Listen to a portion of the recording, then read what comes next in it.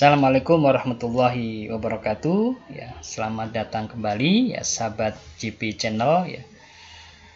Senang sekali ya, saya Kausar Rizal Salman ya bisa hadir ya di tengah-tengah sahabat semuanya ya di channel Jejak Profesor ya. Pada video kali ini kita akan inform ya berkaitan dengan kasus yang saat ini ya mungkin masih cukup relevan ya, dengan meskipun ini beritanya yang dilansir di Kompas ya, di media mainstream Kompas ini di tanggal 28 Juli yang berkaitan dengan yang mengungkap ya kasus kekerasan seksual yang melibatkan guru besar Unsud ya. Dan ini juga ada pandangan dari salah satu anggota DPR yang menjelaskan bahwa tidak boleh dilakukan hanya penyelesaian secara internal. Jadi penyelesaiannya harus ya masuk pada ranah pidana ya. Itu usulan dari anggota DPR ya. Kalau kita cermati ya apa yang diberitakan Kompas ini ya.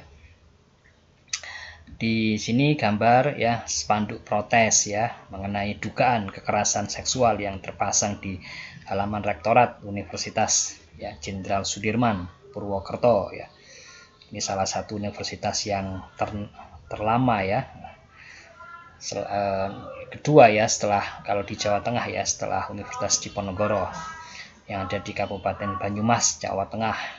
Ini protes-protes dari mahasiswa ya. Baik, Kompas ya di tanggal 28 Juli ini memberitakan bahwa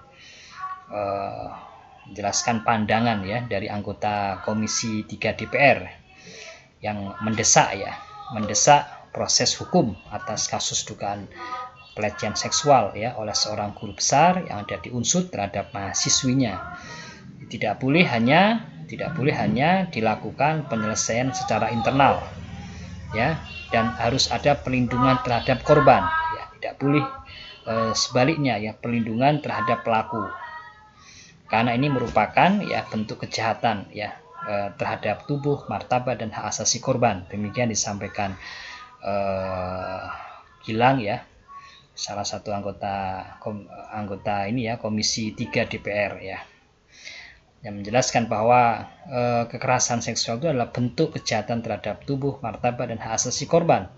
Ketika pelakunya adalah tokoh publik dalam dunia pendidikan karena dia adalah seorang profesor ya, maka proses hukum harus berjalan dengan standar integritas yang tinggi dan tanpa kompromi ya. Siapapun yang pelakunya yang melakukan bentuk-bentuk kejahatan itu harus diproses secara adil ya, transparan ya, tanpa kompromi ya. Tidak boleh ada perlindungan bagi pelaku ya, negosiasi atau penyelesaian internal. Jadi harus ada sebaliknya perlindungan bagi korban ya. Kemudian penyelesaiannya juga tidak hanya penyelesaian secara internal, tapi penyelesaiannya harus melalui jalur hukum ya. Itu masuk nanti di ranah ya pengadilan ya, kita masuk di undang-undang di tindak pidana kekerasan seksual ya. Jadi Gilang juga menambahkan bahwa perguruan tinggi semestinya tidak menyelesaikan kasus kekerasan seksual hanya dengan sanksi administratif, tapi juga pada ranah tindak pidana. Sanksi administratif kalau kita mengacu di undang-undang, bukan undang-undang tapi di Permendikbudristek ya nomor 30 ya tahun 2021 ya. Ini termasuk dalam atau yang mengatur tentang pencegahan dan penanganan ya kekerasan seksual. Ini sanksi administrasinya ya di sini dimasukkan ya di pasal, nah ini penanganan ya, di penanganan khususnya di pasal 10 ya berkaitan dengan pengenaan sanksi administratif ya. Selain pendampingan kepada korban ya, perlindungan juga kepada korban ya, pemulihan korban, dan ini bagaimana pengenaan sanksi administratifnya ya. Sanksi administratifnya itu diatur di pasal ke-13 ya. Di sanksi administratifnya itu mulai dari sanksi administratif ringan ya, sedang, dan sanksi administratif yang berat ya. Kalau sanksi administratif ringan ini ya masih teguran tertulis ya, masih pernyataan permohonan maaf ya secara tertulis yang dipublikasikan di internal maupun di media massa ya, itu ringan ya. Sedangkan yang sanksi administratif sedang, pemberhentian sementara dari jabatan ya tanpa memperoleh hak jabatan ya, pemberhentian sementara dari jabatan huruf besar ya, ini kalau pelakunya adalah dosen ya. Kemudian sanksi administratif berat ya, pemberhentian tetap ya, ini kalau tadi pemberhentian sementara, pemberhentian tetap dari jabatan sebagai pendidik ya. Jadi ini sanksi administratif ya. Kalau kita mengacu ya bahwa tidak hanya sanksi administratif ya, tetapi juga masuk kalau pada Undang-Undang Nomor 12 tahun 2022 itu masuk ke ranah pidana, maka itu diterangkan ya di Undang-Undang Nomor 20 ya tahun ya, Undang-Undang Nomor 12 tahun 2022 itu mulai di pasal 5. Ya, setiap orang yang melakukan perbuatan seksual secara non fisik ya, kalau non fisik ya, maka pidana penjara paling lama 9 bulan ya, dan garing atau pidana denda paling banyak 10 juta. Sedangkan di pasal 6 ya, pelecehan seksual secara fisik, maka bisa diancam ya dengan pidana penjara paling lama. Di sini bervariasi, ada yang 4 tahun, ada yang 12 tahun ya, tergantung pada jenisnya ini ya, ada jenisnya. Itu ya. Kemudian tidak boleh menutup-nutupi demi menjaga reputasi institusi ya. Kemudian juga dijelaskan ya, sudah dilakukan penyelidikan oleh Polresta Banyumas ya terhadap adanya dugaan kekerasan seksual tersebut ya, dan masih dilakukan penyelidikan untuk mengumpulkan informasi awal, sehingga ya perlu didorong ya pihak kepolisian, kejaksaan ya untuk melakukan penanganan kasus ini secara adil, cepat, dan juga transparan. Dan juga pastikan bahwa bukti ya, ada bukti dan kesaksian ya, itu ditangani secara profesional ya. Ini saksi-saksi harus dilindungi ya, dan juga bukti-bukti harus dijaga ya, bukti-buktinya, dan juga menerapkan perspektif korban selama proses hukum berlangsung. Dan juga mendorong pihak kepolisian menggunakan Undang-Undang Nomor 12 tahun 2022 yang tadi kita tampilkan ya, tentang tindak pidana kekerasan seksual TPKS dalam penanganan kasus tersebut ya. Maka jika terbukti ya,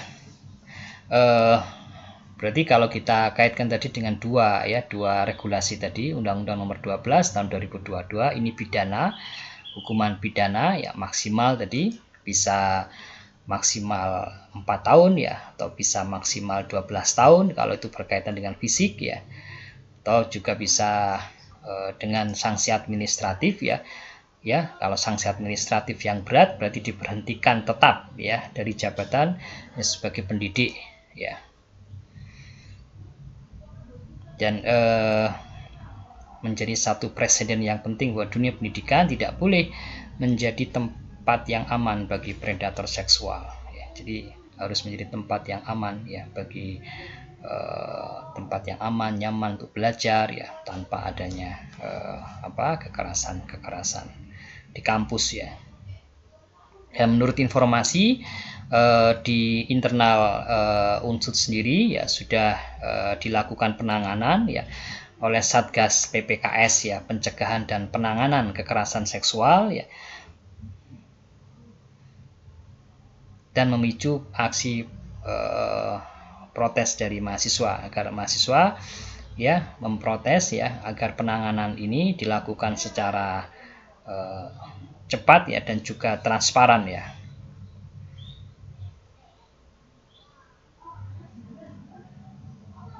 Jadi ini menjadi satu satu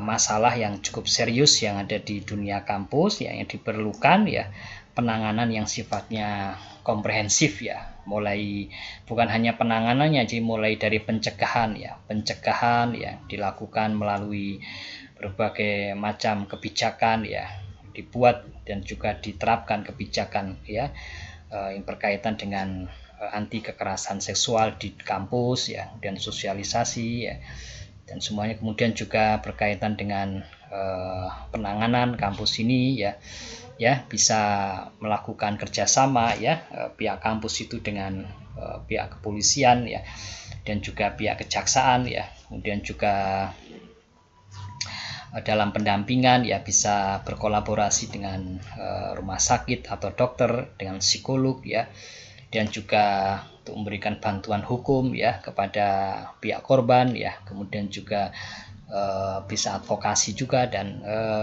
selain itu juga penindakan ya, penindakan yang tegas ya, jadi penerapan sanksi administratif ya, dan juga sanksi pidana kalau melibatkan di situ ada unsur pidananya ya. Jadi sanksi administratif yang tegas ya, sehingga tidak menimbulkan kejadian yang semacam ini bisa berulang kembali. Jadi harus menimbulkan efek jera ya bagi pelaku ya, dan juga bagi mereka yang ada keinginan atau niat yang jahat ya, mereka bisa berpikir ulang ya, karena hukuman yang diberikan ya kepada pelakunya itu tegas dan bisa menimbulkan efek jera ya. Jadi tidak hanya merujuk pada Permendikbudristek ya nomor 30 ya tahun 2021 ya, ini sudah lengkap semuanya ya berkaitan dengan pendampingan ya, perlindungan ya, kemudian pengenaan sanksi administratif juga yang jadi berkaitan dengan pemulihan korban ya, ini lengkap semuanya ya, dan ini harus disosialisasikan ya kepada seluruh sivitas akademika kampus ya. Dan juga selain Permendikbudristek nomor 30 juga harus mengacu pada Undang-Undang nomor 12 tahun 2022 ya. Jadi hukuman yang tegas ya, yang berat ya kepada pelakunya ya, sehingga pelaku tersebut ya dihukum ya sesuai dengan tingkatan pelanggaran kejahatannya ya, dan juga menimbulkan efek jera bagi yang lain ya, agar tidak melakukan perilaku kekerasan seksual.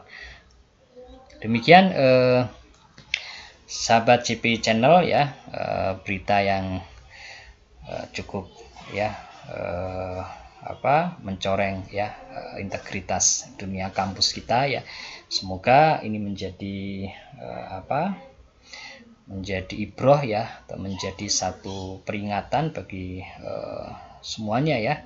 Ini menjadi satu memberikan implikasi ya kepada kampus ya, dan juga pada seluruh sivitas akademika ya, agar menjalankan ya perilaku yang baik di kampus ya, agar menjaga nilai etika ya, nilai-nilai integritas di dunia kampus ya, sehingga kampus itu menjadi satu tempat yang aman ya, dan nyaman, untuk kondusif untuk belajar ya, dan jauh dari hal-hal yang bertentangan dengan etika, bertentangan dengan nilai-nilai agama, dan juga bertentangan dengan nilai-nilai integritas akademik. Demikian sahabat JP Channel ya, saya Kausar Ria Salman ya undur diri. Insyaallah kita lanjutkan pada video selanjutnya ya di channel Jejak Profesor ya. Terus ikuti ya channel Jejak Profesor, bersama kita menuju ilmuwan berkarya. Assalamualaikum warahmatullahi wabarakatuh.